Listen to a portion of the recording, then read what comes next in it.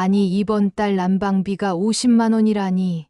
이를 어쩌나. 김영래 어르신은 지난 겨울 난방비 고지서를 보고 기절할 뻔하셨습니다. 40만 원, 50만 원, 심한 집은 70만 원까지 나왔다는 이야기도 들립니다. 여름엔 전기요금 폭탄, 겨울엔 난방비 폭탄. 도대체 언제 편하게 살 수 있을까요? 하지만 오늘 이 영상 끝까지 보시면 올겨울만큼은 다릅니다.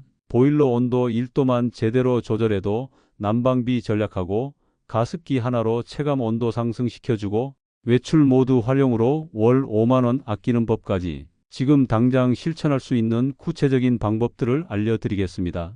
영상 시작 전 구독과 좋아요 누르시면 더 많은 이야기를 놓치지 않고 보실 수 있습니다. 구독은 무료이니 오른쪽 아래에 구독 버튼 눌러주세요. 여러분의 지갑을 지켜드리겠습니다. 그럼 본격적으로 난방비 전략법을 말씀드리기 전에 가장 먼저 짚고 넘어가야 할 게 있습니다. 바로 환기입니다. 에이, 환기요?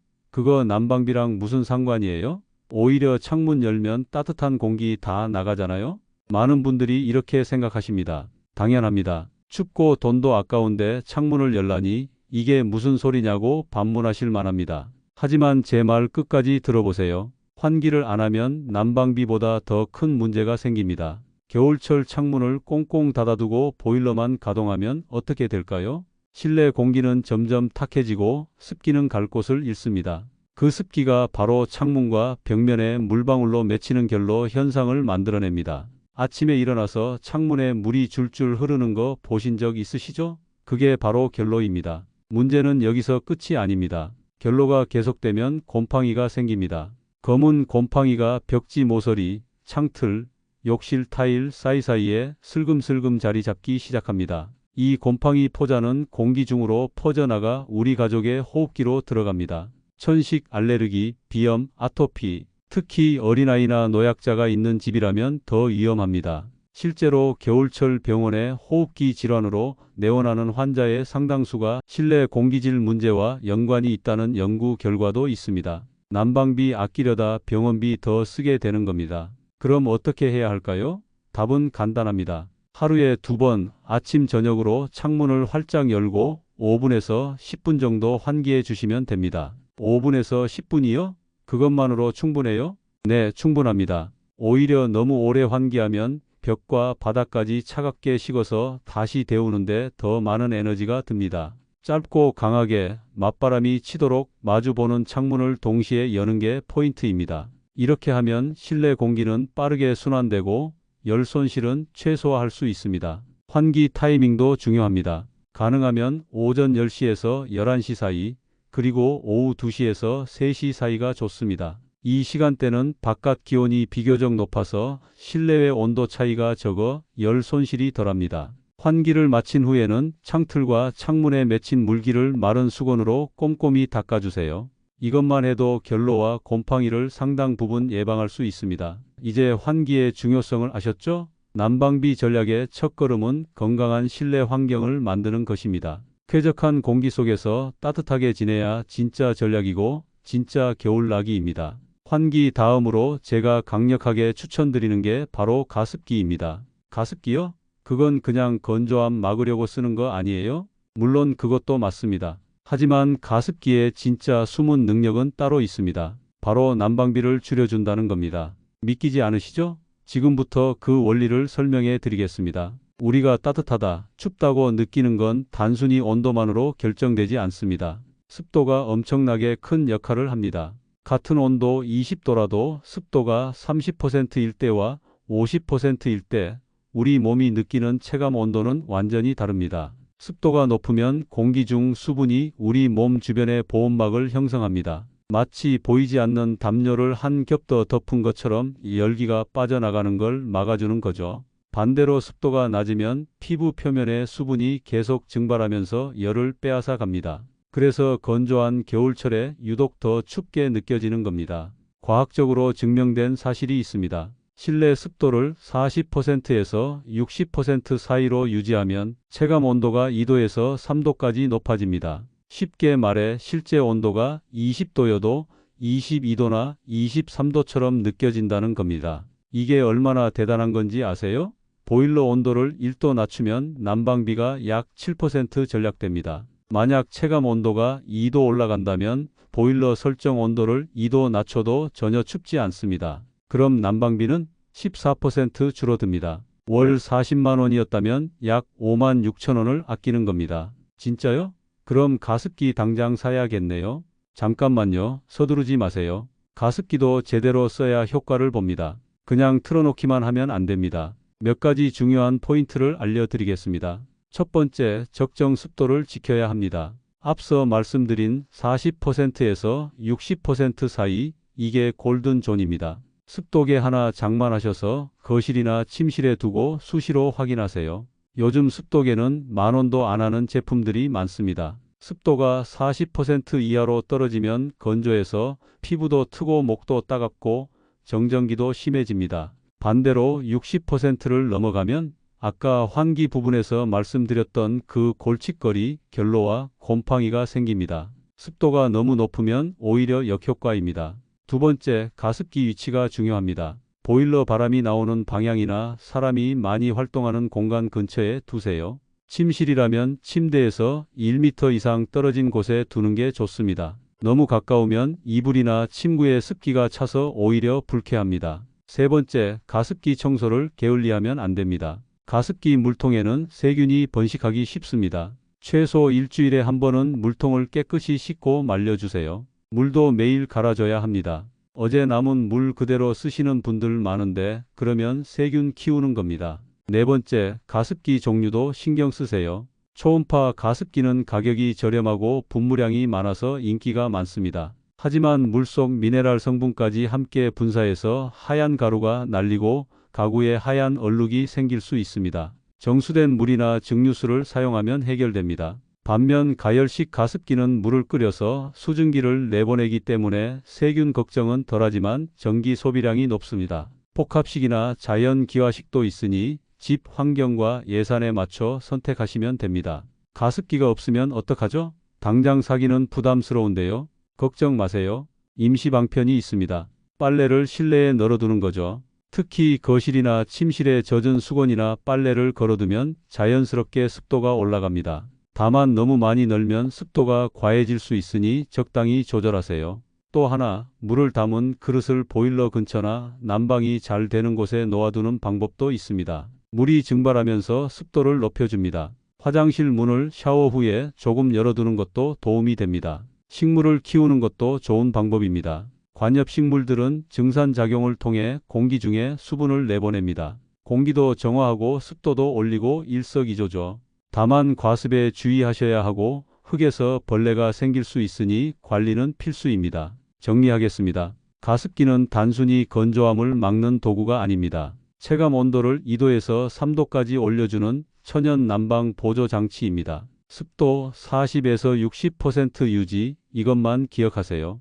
그러면 보일러 온도를 낮춰도 따뜻하게 겨울을 날 수 있고 난방비는 자연스럽게 줄어듭니다. 자, 이제 많은 분들이 궁금해하시는 외출 모드에 대해 이야기해 보겠습니다. 보일러에 보면 외출 버튼이 있죠? 이거 언제 눌러야 하는지, 진짜 효과가 있는 건지 헷갈리시죠? 집 나갈 때마다 외출 모드 누르면 되는 거 아니에요? 많은 분들이 이렇게 생각하십니다. 하지만 정답은 경우에 따라 다르다입니다. 외출 모드를 잘못 쓰면 오히려 난방비가 더 나올 수 있습니다. 지금부터 제대로 알려드리겠습니다. 먼저 외출 모드가 뭔지부터 정확히 알아야 합니다. 외출 모드는 보일러를 완전히 끄는 게 아닙니다. 최소한의 온도만 유지하면서 동파를 방지하는 모드입니다. 대부분의 보일러는 외출 모드로 설정하면 실내 온도를 10도에서 15도 정도로 유지합니다. 왜 이렇게 설계되어 있을까요? 한겨울에 보일러를 완전히 끄면 배관 속 물이 얼어서 터질 수 있기 때문입니다. 배관이 한번 터지면 수리비가 적게는 수십만 원,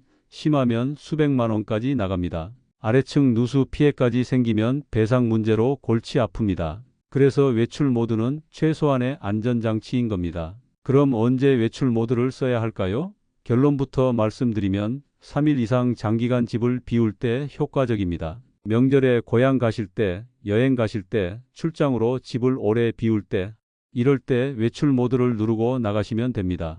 3일 이상 집을 비우는데 보일러를 평소처럼 20도로 계속 돌린다고 생각해 보세요. 아무도 없는 집을 덮이는데 돈을 쓰는 겁니다. 완전히 낭비죠. 이럴 때 외출 모드로 전환하면 동파는 막으면서도 난방비는 크게 줄일 수 있습니다. 실제로 계산해 보면 3일 동안 외출 모드를 사용하면 일반 난방 대비 약 60에서 70%의 가스비를 절약할 수 있습니다. 평소 하루 난방비가 5,000원이라면 3일이면 15,000원인데 외출 모드를 쓰면 4,000원에서 6,000원 정도로 줄어드는 겁니다. 한 달에 여러 번 출장이나 여행을 가시는 분이라면 월 3만 원 이상도 아낄 수 있습니다. 그럼 회사 출근할 때도 외출 모드 누르고 나가면 되겠네요?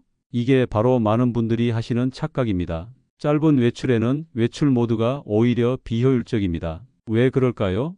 보일러는 식은 집을 다시 데우는데 가장 많은 에너지를 씁니다. 외출 모드로 실내 온도가 10도까지 떨어졌다가 퇴근 후 다시 20도로 올리려면 보일러가 불가동합니다. 이때 소비되는 가스량이 엄청납니다. 차라리 온도를 조금만 낮춰서 유지하는 게 훨씬 경제적입니다. 전문가들이 권장하는 방법은 이렇습니다. 출근처럼 8시간에서 10시간 정도 집을 비울 때는 외출 모드 대신 설정 온도를 2도에서 3도만 낮추세요. 평소 20도로 맞춰놨다면 17도나 18도로 낮추는 겁니다. 이렇게 하면 집이 완전히 식지 않아서 퇴근 후 다시 데우는데 드는 에너지가 훨씬 적습니다. 실제 테스트 결과 이 방법이 외출 모드를 사용하는 것보다 약 15에서 20% 더 경제적이었습니다. 그럼 하루 이틀 정도는요? 1박 2일로 어디 놀러 가는데 이럴 땐 어떻게 해야 하죠? 좋은 질문입니다. 1박 2일 정도는 애매한 구간입니다. 이때는 계절과 집의 단열 상태를 고려해야 합니다. 영하 10도 이하로 떨어지는 혹한기라면 외출 모드를 사용하세요. 동파 위험이 있으니까요. 반면 영하 5도 정도의 추운 날씨지만 집 단열이 잘 되어 있다면 설정 온도를 최저인 10도 정도로 낮춰놓고 나가도 괜찮습니다. 여기서 팁 하나 더 드리겠습니다. 장기 외출 전에 보일러 필터를 청소하고 가세요. 필터에 먼지가 쌓이면 보일러 효율이 떨어집니다. 외출 모드로 최소 운전을 하더라도 깨끗한 상태에서 가동되는 게 좋습니다. 그리고 외출 모드를 설정했다고 해서 방심하면 안 됩니다. 만약 일주일 이상 장기 외출이라면 가능하면 중간에 한 번쯤 집에 들러서 보일러가 제대로 작동하는지 배관이 얼지는 않았는지 확인하는 게 안전합니다. 요즘은 스마트 보일러 제품들이 있어서 휴대폰으로 원격 제어하고 모니터링할 수 있으니 이런 제품을 사용하시는 것도 좋은 방법입니다. 또 하나 중요한 것, 외출 모드로 나갈 때 수도꼭지를 살짝 열어서 물을 조금씩 흘려보내는 게 좋다는 속설이 있는데 이건 물 낭비일 뿐입니다. 외출 모드만 제대로 설정하면 배관 동파는 충분히 예방됩니다. 마지막으로 귀가 후 온도 설정도 중요합니다. 집에 돌아왔다고 갑자기 온도를 확 올리지 마세요. 보일러가 무리하게 가동되면서 가스를 많이 먹습니다. 평소 쓰던 온도로 설정하고 조금 기다리세요. 서서히 올라가는 게 보일러에도 좋고 난방비에도 좋습니다. 정리하겠습니다. 외출 모드는 만능이 아닙니다. 3일 이상 장기 외출에만 사용하고 짧은 외출에는 온도를 2에서 3도만 낮추세요. 이것만 제대로 지켜도 한 달에 몇만 원을 아낄 수 있습니다. 자, 이제 가장 중요한 핵심으로 들어가겠습니다. 바로 보일러 모드 선택입니다. 여러분, 보일러에 실내 온도 모드와 온돌 모드가 있다는 거 아시나요? 그냥 온도만 맞춰 놓으면 되는 거 아니에요? 모드가 뭐가 중요해요? 이게 엄청나게 중요합니다. 같은 20도를 맞춰놔도 어떤 모드를 선택하느냐에 따라 난방비가 20에서 30%까지 차이 날 수 있습니다. 지금부터 집중해서 들어주세요. 이 부분만 제대로 이해하셔도 이번 겨울 난방비 걱정 반은 덜 수 있습니다. 먼저 실내 온도 모드부터 설명하겠습니다. 실내 온도 모드는 말 그대로 방 안의 공기 온도를 기준으로 보일러를 작동시키는 방식입니다. 예를 들어 20도로 설정하면 실내 온도가 20도를 유지하도록 보일러가 알아서 켜졌다 꺼졌다 합니다. 온도 센서가 실내 공기 온도를 측정해서 설정 온도보다 낮아지면 보일러가 가동되고 설정 온도에 도달하면 자동으로 멈춥니다. 매우 정확하고 효율적인 방식이죠. 그럼 온돌 모드는 뭘까요? 온돌 모드는 바닥 온도를 기준으로 작동합니다. 바닥에 깔린 배관 속 물의 온도를 설정하는 겁니다. 보통 55도에서 60도 사이로 맞춥니다. 바닥이 따뜻해지면 그 열이 위로 올라오면서 방 전체를 데우는 방식입니다. 그래서 뭐가 더 좋은 건데요? 이게 정답이 없습니다. 집의 상태에 따라 다릅니다. 지금부터 우리 집에 맞는 모드를 찾는 방법을 알려드리겠습니다. 단열이 잘 되는 집에 사시나요? 최근에 지어진 아파트나 리모델링한 집, 이중창이 설치된 집, 벽에 단열재가 두툼하게 들어간 집이라면 실내 온도 모드를 사용하세요. 단열이 잘 되면 한번 데워진 공기가 오래 유지됩니다. 실내 온도 모드로 설정하면 보일러가 필요한 만큼만 딱딱 가동되면서 에너지 낭비가 없습니다. 20도로 설정해 놓으면 정확히 20도를 유지하면서 효율적으로 작동합니다. 여기서 중요한 팁이 있습니다. 실내 온도 모드를 사용할 때는 적정 온도를 20도로 맞추세요. 많은 분들이 22도, 23도로 맞춰 놓는데 이건 너무 높습니다. 세계보건기구 WHO에서 권장하는 실내 적정 온도가 18도에서 20도입니다. 20도면 충분히 따뜻합니다. 두꺼운 옷을 벗고 얇은 실내복 차림으로 생활하기에 딱 좋은 온도죠. 그리고 꼭 기억하세요. 온도를 1도만 낮춰도 난방비가 7% 절약됩니다. 23도에서 20도로 3도만 낮추면 21% 절약입니다. 월 40만 원이었다면 약 8만 4천 원을 아끼는 겁니다. 엄청나죠? 근데 20도는 좀 춥지 않나요? 처음엔 그렇게 느껴질 수 있습니다. 하지만 며칠만 지나면 적응됩니다. 게다가 앞서 말씀드린 가습기로 습도를 50%로 유지하면 체감 온도가 3도 올라가니까 20도 설정으로도 23도처럼 느껴집니다. 실제로는 20도인데 따뜻하게 느끼는 거죠. 이게 바로 스마트한 난방입니다. 이번에는 단열이 잘 안 되는 집 이야기를 해보겠습니다. 오래된 빌라나 주택, 단독주택, 창문이 헐거운 집, 북향집, 1층 집에 사시는 분들은 온돌 모드를 사용하세요. 단열이 안 되면 아무리 공기를 데워도 금방 식습니다. 창문 틈으로 찬바람이 들어오고 벽과 바닥으로 열이 빠져나갑니다. 실내 온도 모드로 20도를 맞춰놔도 계속 춥게 느껴지는 이유가 여기 있습니다. 이럴 때는 온돌 모드가 훨씬 효과적입니다. 바닥 온도를 55도에서 60도로 설정하면 바닥 자체가 거대한 난방판이 됩니다. 따뜻한 바닥에서 올라오는 폭사열이 몸을 직접 데워주니까 공기 온도가 조금 낮아도 훨씬 따뜻하게 느껴집니다. 실제로 바닥 온도를 55도로 유지하면 실내 공기 온도는 18도 정도인데도 체감 온도는 21에서 22도쯤 됩니다. 한국 사람들이 온돌을 좋아하는 이유가 바로 이 복사열 때문입니다. 온돌 모드를 쓸 때 주의할 점이 있습니다. 바닥 온도를 너무 높게 설정하지 마세요. 70도, 80도 이렇게 올리는 분들이 계신데 이건 위험합니다. 첫째, 화상 위험이 있습니다. 특히 어린아이나 노약자는 뜨거운 바닥에 오래 닿아 있으면 저온 화상을 입을 수 있습니다. 둘째, 보일러 수명이 짧아집니다. 과도한 고온으로 계속 가동하면 보일러 부품이 빨리 망가집니다. 셋째, 당연히 가스비가 폭등합니다. 바닥 온도는 55도에서 최대 60도 사이로 맞추세요. 이 정도면 충분히 따뜻하고 안전합니다. 우리 집이 단열이 잘 되는지 안 되는지 어떻게 알아요? 간단한 테스트 방법이 있습니다. 겨울날 아침에 보일러를 끄고 2시간 정도 기다려 보세요. 그리고 실내 온도가 몇 도나 떨어졌는지 확인합니다. 2시간 만에 3도 이상 떨어졌다면 단열이 안 좋은 집입니다. 온돌 모드를 사용하세요. 12도 정도만 떨어졌다면 단열이 괜찮은 집입니다. 실내 온도 모드를 사용하시면 됩니다. 또 다른 방법은 창문 근처에 손을 대보는 겁니다. 유리창에서 찬기가 확 느껴지거나 창틀 사이로 바람이 새어 들어온다는 느낌이 들면 단열이 약한 겁니다. 복합 난방을 하는 것도 좋은 방법입니다. 거실은 실내 온도 모드로, 침실이나 단열이 약한 방은 온돌 모드로 설정하는 거죠. 요즘 보일러는 방마다 개별 제어가 가능한 제품들이 많으니 이렇게 활용하면 효율이 극대화됩니다. 마지막으로 한 가지만 더 말씀드리겠습니다. 보일러 모드를 바꿨다고 당장 효과가 나타나지는 않습니다. 23일 정도 지켜보면서 체감 온도를 확인하고 미세 조정하세요. 실내 온도 모드라면 0.5도 단위로, 온돌 모드라면 5도 단위로 조금씩 조절하면서 우리 집에 딱 맞는 온도를 찾아가는 겁니다. 정리하겠습니다. 단열 잘 되는 집은 실내 온도 모드 20도, 단열 안 되는 집은 온돌 모드 55에서 60도. 이것만 제대로 지켜도 난방비가 확 줄어듭니다. 자, 이제 가장 중요한 핵심으로 들어가겠습니다. 바로 보일러 모드 선택입니다.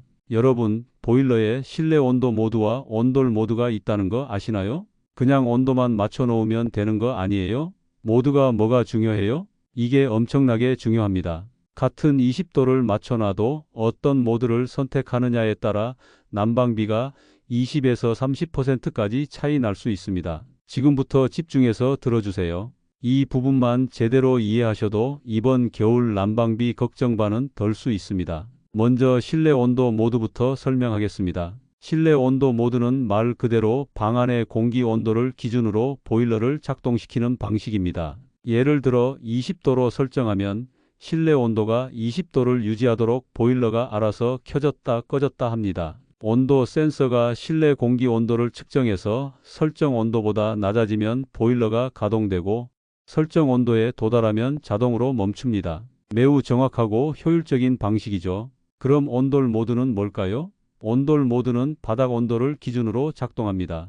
바닥에 깔린 배관 속 물의 온도를 설정하는 겁니다. 보통 55도에서 60도 사이로 맞춥니다. 바닥이 따뜻해지면 그 열이 위로 올라오면서 방 전체를 데우는 방식입니다. 그래서 뭐가 더 좋은 건데요? 이게 정답이 없습니다. 집의 상태에 따라 다릅니다. 지금부터 우리 집에 맞는 모드를 찾는 방법을 알려드리겠습니다. 단열이 잘 되는 집에 사시나요? 최근에 지어진 아파트나 리모델링한 집, 이중창이 설치된 집, 벽에 단열재가 두툼하게 들어간 집이라면 실내 온도 모드를 사용하세요. 단열이 잘 되면 한번 데워진 공기가 오래 유지됩니다. 실내 온도 모드로 설정하면 보일러가 필요한 만큼만 딱딱 가동되면서 에너지 낭비가 없습니다. 20도로 설정해 놓으면 정확히 20도를 유지하면서 효율적으로 작동합니다. 여기서 중요한 팁이 있습니다. 실내 온도 모드를 사용할 때는 적정 온도를 20도로 맞추세요. 많은 분들이 22도, 23도로 맞춰 놓는데 이건 너무 높습니다. 세계보건기구 WHO에서 권장하는 실내 적정 온도가 18도에서 20도입니다. 20도면 충분히 따뜻합니다. 두꺼운 옷을 벗고 얇은 실내복 차림으로 생활하기에 딱 좋은 온도죠. 그리고 꼭 기억하세요. 온도를 1도만 낮춰도 난방비가 7% 절약됩니다. 23도에서 20도로 3도만 낮추면 21% 절약입니다. 월 40만 원이었다면 약 8만 4천 원을 아끼는 겁니다. 엄청나죠? 근데 20도는 좀 춥지 않나요? 처음엔 그렇게 느껴질 수 있습니다. 하지만 며칠만 지나면 적응됩니다. 게다가 앞서 말씀드린 가습기로 습도를 50%로 유지하면 체감 온도가 23도 올라가니까 20도 설정으로도 23도처럼 느껴집니다. 실제로는 20도인데 따뜻하게 느끼는 거죠. 이게 바로 스마트한 난방입니다. 자, 이번에는 단열이 잘 안 되는 집 이야기를 해보겠습니다. 오래된 빌라나 주택, 단독주택, 창문이 헐거운 집, 북향집, 1층 집에 사시는 분들은 온돌 모드를 사용하세요. 단열이 안 되면 아무리 공기를 데워도 금방 식습니다.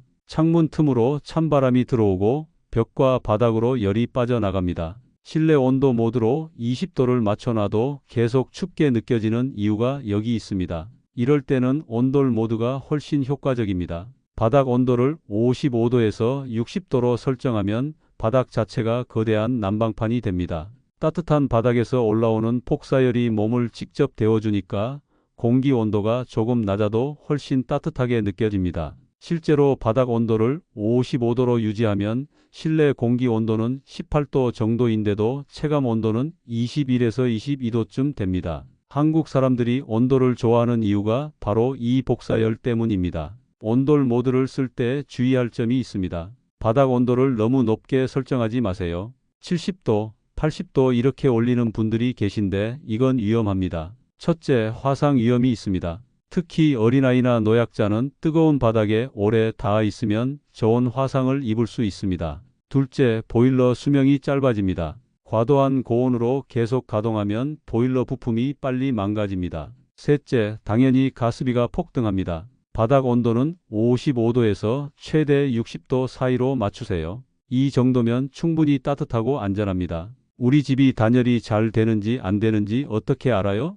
간단한 테스트 방법이 있습니다. 겨울날 아침에 보일러를 끄고 2시간 정도 기다려 보세요. 그리고 실내 온도가 몇 도나 떨어졌는지 확인합니다. 2시간 만에 3도 이상 떨어졌다면 단열이 안 좋은 집입니다. 온돌 모드를 사용하세요. 1에서 2도 정도만 떨어졌다면 단열이 괜찮은 집입니다. 실내 온도 모드를 사용하시면 됩니다. 또 다른 방법은 창문 근처에 손을 대보는 겁니다. 유리창에서 찬기가 확 느껴지거나 창틀 사이로 바람이 새어 들어온다는 느낌이 들면 단열이 약한 겁니다. 복합 난방을 하는 것도 좋은 방법입니다. 거실은 실내 온도 모드로, 침실이나 단열이 약한 방은 온돌 모드로 설정하는 거죠. 요즘 보일러는 방마다 개별 제어가 가능한 제품들이 많으니 이렇게 활용하면 효율이 극대화됩니다. 마지막으로 한 가지만 더 말씀드리겠습니다. 보일러 모드를 바꿨다고 당장 효과가 나타나지는 않습니다. 2에서 3일 정도 지켜보면서 체감 온도를 확인하고 미세 조정하세요. 실내 온도 모드라면 0.5도 단위로, 온돌 모드라면 5도 단위로 조금씩 조절하면서 우리 집에 딱 맞는 온도를 찾아가는 겁니다. 정리하겠습니다. 단열 잘 되는 집은 실내 온도 모드 20도, 단열 안 되는 집은 온돌 모드 55에서 60도. 이것만 제대로 지켜도 난방비가 확 줄어듭니다. 핵심만 다시 한번 정리해 드리겠습니다. 난방비 전략의 핵심은 복잡하지 않습니다. 오늘 제가 말씀드린 것들은 모두 당장 오늘부터 실천할 수 있는 것들입니다. 하나하나 따라 하시면 됩니다. 첫째, 환기입니다. 하루 2번, 5분에서 10분씩 아침 저녁으로 창문을 활짝 열어 맞바람이 치도록 하세요. 결로와 곰팡이를 예방하고 쾌적한 공기를 유지하는 것, 이게 건강한 난방의 시작입니다. 병원비 아끼는 게 난방비 아끼는 것보다 훨씬 중요합니다. 둘째, 가습기입니다. 습도 40에서 60%를 유지하세요. 그러면 체감 온도가 2에서 3도 올라갑니다. 보일러 온도를 낮춰도 따뜻하게 느낄 수 있습니다. 가습기가 없다면 빨래를 실내에 널거나 물그릇을 놓아두세요. 작은 실천이 큰 차이를 만듭니다. 셋째, 외출 모드입니다. 3일 이상 장기 외출할 때만 사용하세요. 출퇴근처럼 짧은 외출에는 외출 모드 대신 온도를 2에서 3도만 낮추는 게 더 효율적입니다. 집을 완전히 식혔다가 다시 데우는 건 오히려 가스를 더 먹습니다. 넷째, 보일러 모드 선택입니다. 단열이 잘 되는 집은 실내 온도 모드 20도로 설정하세요. 단열이 안 되는 집은 온돌 모드 55에서 60도가 효과적입니다. 온도 1도만 낮춰도 난방비가 7% 절약된다는 거 잊지 마세요. 다섯째, 집 안 단열 보강입니다. 문풍지, 방풍 커튼, 에어캡, 단열 필름, 카펫, 이런 작은 것들이 실내 온도를 2에서 3도 높여줍니다. 돈 많이 들이지 않고도 할 수 있는 일들입니다. 이 5가지만 제대로 지켜도 난방비를 30에서 40% 줄일 수 있습니다. 월 50만 원이었다면 35만 원으로, 40만 원이었다면 28만 원으로 줄어드는 겁니다. 한 달에 10만 원에서 15만 원을 아끼면 석 달이면 30만 원에서 45만 원입니다. 이 돈이면 가족과 맛있는 외식도 하고 필요한 물건도 사고 저축도 할 수 있습니다. 그래도 겨울이 길잖아요. 11월부터 3월까지 5달이나 되는데 계속 추위를 참고 살아야 하나요? 아닙니다. 제가 말씀드린 건 추위를 참으라는 게 아닙니다. 똑똑하게 따뜻하게 지내자는 겁니다. 무조건 보일러 온도를 높이는 게 능사가 아니라는 거죠. 가습기로 체감 온도를 올리고 단열을 보강해서 열 손실을 막고 보일러 모드를 우리 집에 맞게 설정하면 오히려 지금보다 더 따뜻하게 지낼 수 있습니다. 적은 비용으로 더 효과적으로 난방하는 겁니다. 이게 진짜 전략입니다. 그리고 잊지 마세요. 겨울은 매년 옵니다. 올해 한번 제대로 세팅해 놓으면 내년에도 내후년에도 계속 전략할 수 있습니다. 문풍지 한번 붙이면 몇 년은 갑니다. 방풍 커튼도 마찬가지입니다. 보일러 모드도 한번 우리 집에 맞는 걸 찾아 놓으면 끝입니다. 지금 당장 실천하세요. 오늘 퇴근길에 다이소 들러서 문풍지 사오세요. 3,000원이면 됩니다. 집에 와서 현관문 아래 틈새에 붙이세요. 10분이면 끝납니다. 그리고 내일부터 차이를 느끼실 겁니다. 습도계 하나 주문하세요. 10,000원도 안 합니다. 도착하면 거실에 놓고 수시로 확인하면서 가습기를 조절하세요. 일주일만 지나면 습관이 됩니다. 보일러 리모컨 보세요. 지금 몇 도로 설정되어 있나요? 23도, 24도, 오늘부터 20도로 낮춰보세요. 처음 하루 이틀은 좀 춥게 느껴질 수 있습니다. 그럼 긴팔 하나 더 입으세요. 얇은 가디건 하나만 걸쳐도 충분히 따뜻합니다. 일주일 정도 지나면 몸이 적응합니다. 그리고 다음 달 고지서 확인해 보세요. 분명히 줄어들어 있을 겁니다. 그때 느끼는 뿌듯함 정말 큽니다. 여러분, 올겨울은 다릅니다. 작년처럼 난방비 고지서 보고 한숨 쉬지 마세요. 오늘 이 영상에서 배운 것들을 실천하면 됩니다. 어렵지 않습니다. 복잡하지도 않습니다. 그냥 하나씩 따라 하시면 됩니다. 환기하고, 가습하고, 외출 모드 제대로 쓰고, 보일러 모드 맞추고, 문풍지 붙이고, 이것뿐입니다. 이 간단한 5가지가 여러분의 지갑을 지켜줄 겁니다. 추운 겨울 따뜻하게 보내는 건 돈을 많이 쓰는 게 아니라 똑똑하게 쓰는 겁니다. 오늘 배운 내용들 잊지 마시고 꼭 실천해 보세요. 다음 달 난방비 확인하면서 제 생각 나실 겁니다. 이 영상이 도움이 되셨다면 구독 버튼 꾹 눌러주시고요. 좋아요도 부탁드립니다. 여러분의 구독과 좋아요 하나하나가 더 좋은 콘텐츠를 만드는 큰 힘이 됩니다. 그리고 댓글로 여러분의 난방비 전략 꿀팁도 공유해 주세요. 서로 정보를 나누면 우리 모두가 따뜻하고 경제적인 겨울을 보낼 수 있습니다. 주변에 난방비 때문에 고민하는 분들이 있다면 이 영상을 공유해 주세요. 작은 나눔이 큰 도움이 됩니다. 올겨울 건강하고 따뜻하게 보내세요. 난방비 걱정은 이제 그만하시고 행복한 겨울 만드시길 바랍니다. 여러분 정말 감사합니다. 다음에 더 좋은 정보로 찾아뵙겠습니다. 따뜻한 겨울 되세요.